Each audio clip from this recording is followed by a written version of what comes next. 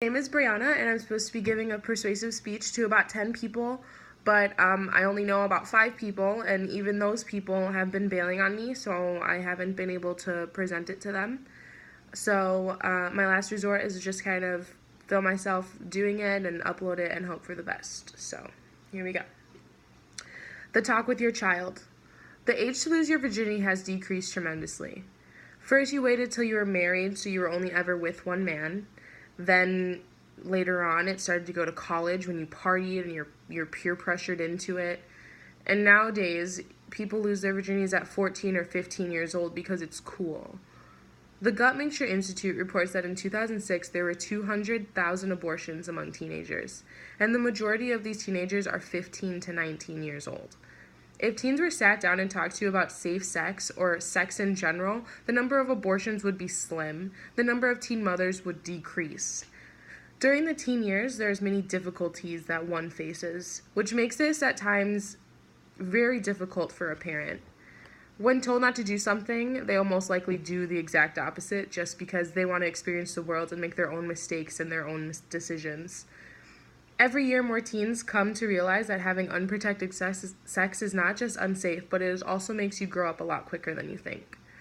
The consequences of unprotected sex aren't just STDs, but also the chances of having a baby, thus leading to life-changing events such as an abortion.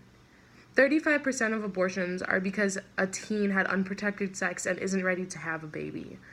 Most abortions are by women under the age of 25. Whether they are legal or illegal, the number of abortions per year either increases or remains the same. When we have laws against abortion, they do not stop abortion. They simply make it less safe for the mothers. When abortion is illegal, women will go elsewhere to receive service, and sadly, they will most likely die due to infection or lack of education in the doctor. Every year, on average, 78,000 women die from unsafe abortions when abortions are illegal. Traditionally, in middle schools, we are asked to take a sheet of paper home to our parents and ask them to sign that sheet of paper. This paper is an eligibility form that allows our health teachers to teach us the general basis of sex education. This was and still is an optional class. You do not have to attend this session and are allowed to sit in other classrooms and work on other assignments. If people wanted to stop abortions, they should turn to methods that do work.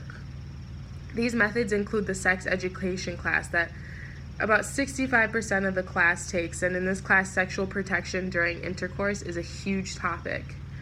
Surprisingly, the same individuals who say that they are strongly against abortion are also against prevention measures. If those individuals wanted to have the abortion rate lessen, they would be wanting their children to know about what precautions that would be taken to prevent the situation. Not having the talk with your children can be a serious moment.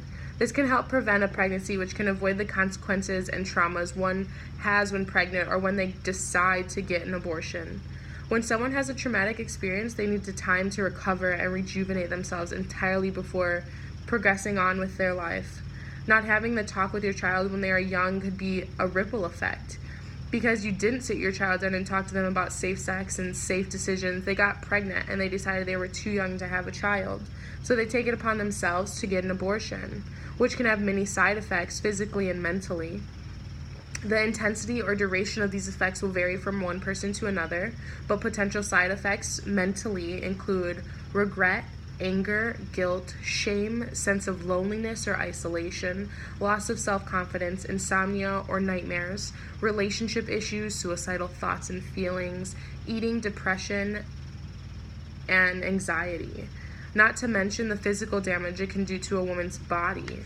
Heavy or persistent bleeding, infections or sepsis, damage to the cervix, scarring of the uterine lining, perforation of the uterus, damage to other organs, and even death. Not only can not having the talk affect your child with abortions, but if they decide to keep the baby, well, then they could be setting themselves back because they have a new priority now. They won't be able to do some of the things they want with their life. College will be more difficult to get through. Working and becoming more stable will be very hard. Trying to get a decent paying job is more of a challenge because you're worried about who's going to take care of your kids. So then you're stuck working at McDonald's for minimum wage because, you need to make time for your kid. but you also want to finish school. Having the talk with your child can change their life for the better. It can help lower the teen pregnancy rate, the abortion rate, and make the high school and college graduation rates higher. Drop the single teen mother rates. Overall, having the talk can help teens everywhere, whether it's in school or at home. Informing teens about safe sex can save them from a lot of pain and hurt physically and emotionally. It can help their futures, inspire them to wait until they are ready for better and bigger responsibilities.